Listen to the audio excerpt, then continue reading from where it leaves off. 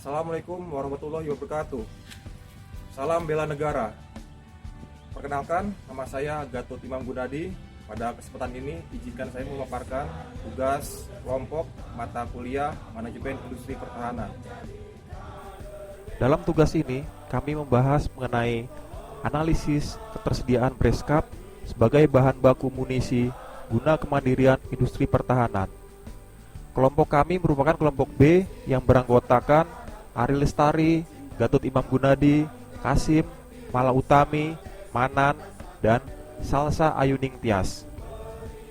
Selamat menyimak pemaparan kami mengenai analisis ketersediaan Breskap sebagai bahan baku munisi guna kemandirian industri pertahanan. Industri pertahanan merupakan salah satu faktor penting dalam mendukung kekuatan pertahanan suatu negara. Negara yang memiliki industri pertahanan yang maju akan mempunyai kemampuan lebih dalam membangun kekuatan pertahanannya. Salah satu poin kemandirian industri pertahanan nasional adalah apabila seluruh kebutuhan pelaksanaan kegiatan industri dapat terpenuhi oleh konten lokal, mulai dari bahan baku, sumber daya manusia, dan teknologi, baik teknologi proses produksi atau teknologi yang diimplementasikan kepada produk hasil proses produksi.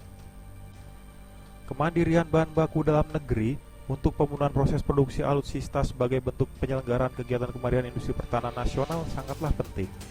Selama bahan baku masih berasal dari produk impor, akan rentan terhadap embargo. Hal ini berpengaruh besar terhadap kelumpuhan sektor industri pertahanan karena bahan baku impor yang digunakan untuk kegiatan produksi tidak tersedia.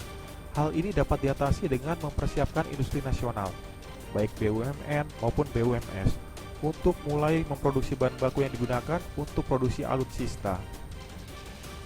Pada pembahasan kali ini, kami akan membahas produksi munisi kaliber kecil. Perlu kalian ketahui, munisi kaliber kecil adalah proyektil padat yang terbuat dari logam yang ditembakkan dari senjata. Hingga saat ini, satu-satunya BUMN yang dapat memproduksi munisi kaliber kecil adalah PT Pindad. Namun, dalam proses pembuatannya, PT Pindad masih mengandalkan bahan baku impor. Salah satu bagian yang bahan baku pembuatannya masih mengandalkan impor adalah Breskap, yang merupakan bahan baku dasar dalam proses pembuatan selongsong munisi.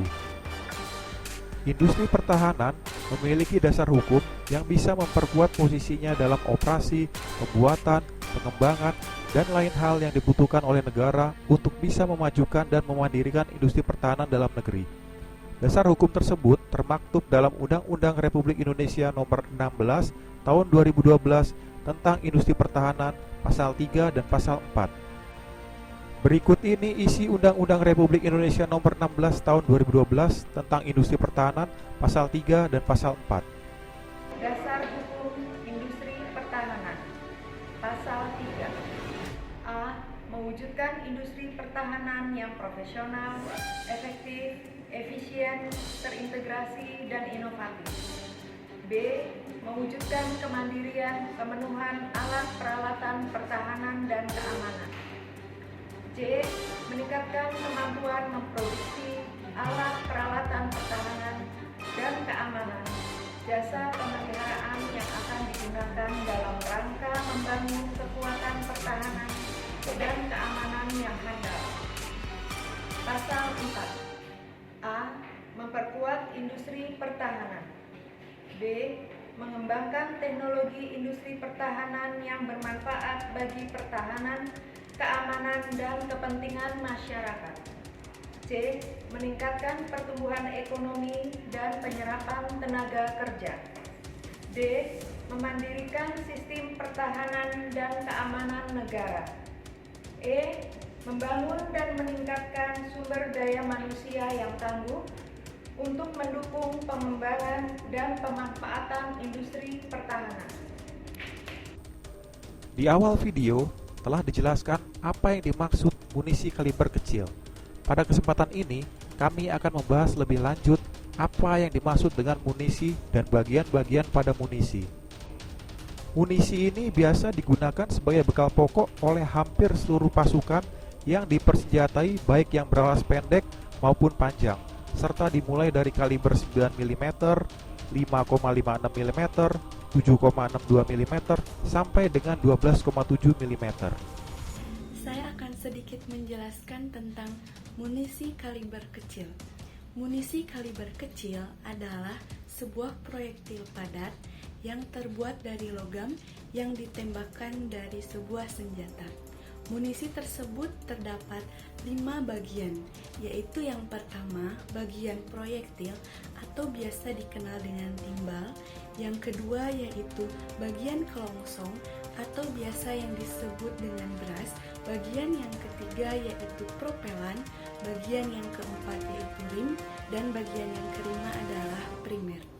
Munisi atau peluru adalah benda yang memiliki bentuk dan sifat balistik atau merusak tertentu yang terdiri dari proyektil dan mesiu dalam sebuah selongsong dan dapat ditembakkan atau dilontarkan dengan senjata yang sesuai dengan maksud merusak atau membinasakan suatu sasaran. Amunisi terbuat dari bres atau kuningan. Bres atau kuningan merupakan sebutan untuk campuran tembaga cuprum atau Cu dengan Zin atau Sem yang sering disebut juga dengan Zn. Pada slide dapat dilihat contoh dari brass strip sebelah kiri dan brass cup sebelah kanan.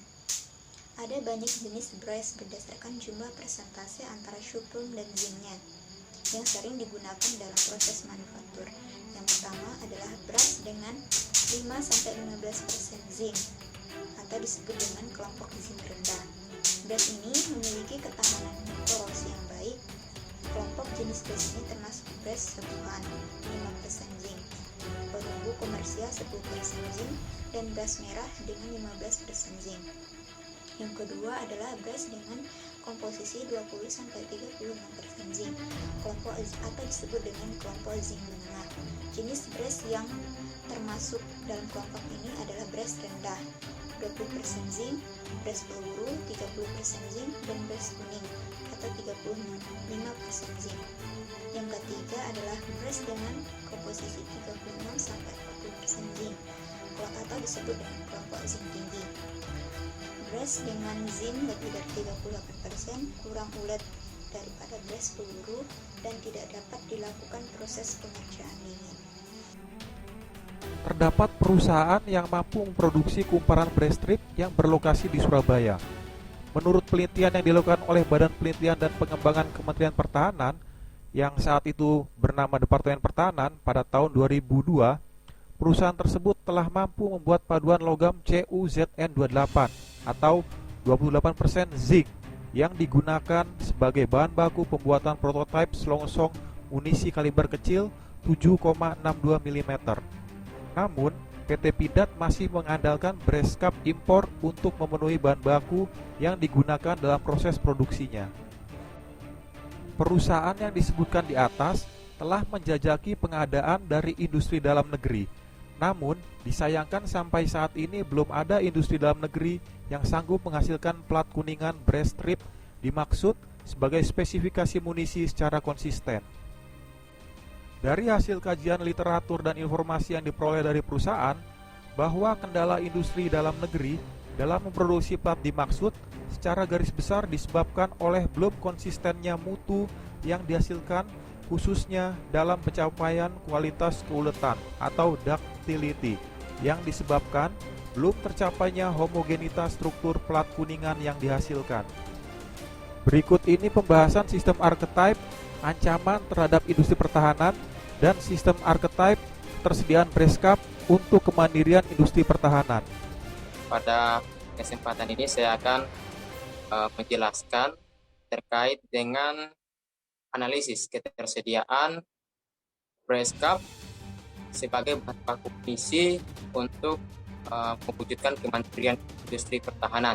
Di dalam analisis ketersediaan brass cap kami membuat loop yang menjelaskan tentang jalur-jalur terkait desain sistem atau sistem archetype ancaman terhadap industri pertahanan. Jadi dapat kita lihat pada loop A bermula dari ancaman berupa ancaman umum dan khusus yang mana akan mengganggu kondisi keamanan suatu negara. Kondisi ini akan memerlukan strategi di bidang pertahanan dan keamanan negara. Selanjutnya dari situ akan muncul operasi untuk memitigasi dan mengurangi ancaman yang ada. Selanjutnya pada loop D, operasi TNI akan mengeluarkan kebutuhan operasi dan dari situ muncul alutsista yang diinginkan. Ini akan mendorong alutsista yang akan diproduksi, selanjutnya akan menghasilkan alutsista siap pakai untuk mendukung operasi TNI.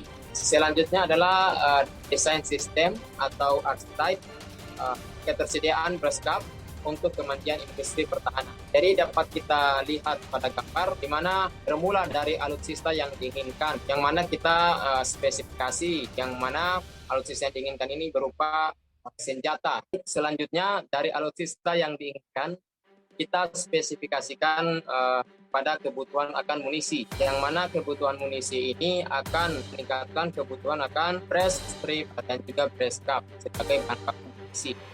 Akan tetapi seperti yang dijelaskan bahwa saat ini industri breast strip di dalam negeri itu belum memenuhi mutu atau kualitas daripada breast strip yang diinginkan, sehingga pada loop A dapat kita lihat breast strip ini memerlukan penelitian dan pengujian, sehingga jika hasil uji dari breast strip ini sudah memenuhi standar atau mutu yang diinginkan, baru akan meningkatkan produksi breast strip, yang mana produksi breast strip ini akan meningkatkan ketersediaan breast cup. Selanjutnya pada loop D dapat kita lihat bahwa dengan ketersediaannya breast cup, maka kita diminta untuk kemampuan produksi. Kemampuan produksi ini nantinya akan membutuhkan teknologi yang diinginkan. Selanjutnya, teknologi yang diinginkan ini akan menambah kesiapan produksi, dan kesiapan produksi ini akan menambah produksi munisi yang diinginkan. Selanjutnya, pada loop C, teknologi yang diinginkan ini akan memerlukan research and development. Selanjutnya, hasil dari research and development ini akan mengurangi gap teknologi yang Selanjutnya pada loop D, jika kebutuhan akan breast cup ini belum terpenuhi, kita bisa mengambil salah satu solusi, yaitu dengan melakukan impor, sehingga hasil permintaan impor ini akan meningkatkan industri breast strip dari luar negeri. Salah satunya yang saat ini dilakukan adalah Fosun Corp dari Korea Selatan. Nah, dari Fosun Corp Korea Selatan ini selanjutnya akan menambah kesiapan produksi untuk produksi munisi. Nah, akan tetapi dengan melakukan impor, kita mengetahui akan menimbulkan sesuatu gap. Salah satunya adalah embargo, sehingga kita perlu produksi untuk menyelesaikan gap atau embargo ini. Salah satunya dengan melakukan impor dari industri breast strip luar negeri lainnya, sehingga dengan melakukan impor dari breast strip luar negeri lainnya, ini akan mengurangi gap atau kemungkinan embargo yang ada, sehingga ini juga akan meningkatkan kesiapan produksi untuk menghasilkan munisi yang diinginkan. Demikian penjelasan tentang archetype, ancaman terhadap industri pertahanan, dan juga archetype ketersediaan breast cup untuk kementerian pertahanan. Dari pembahasan di atas, maka dapat diambil kesimpulan sebagai berikut. Indonesia mempunyai sumber daya kuprum dan zinc yang cukup melimpah, dan juga memiliki perusahaan breast forging and casting yang cukup memadai.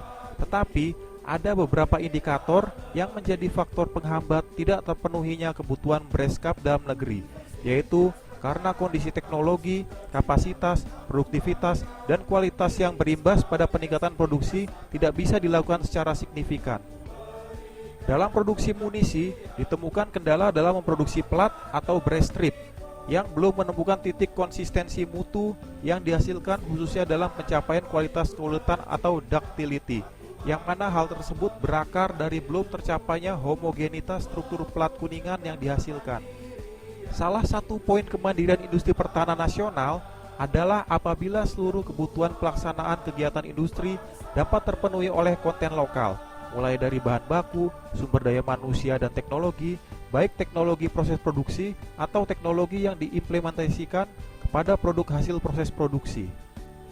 Ketergantungan terhadap impor sangat rentan terhadap embargo yang mengakibatkan terhentinya produksi munisi.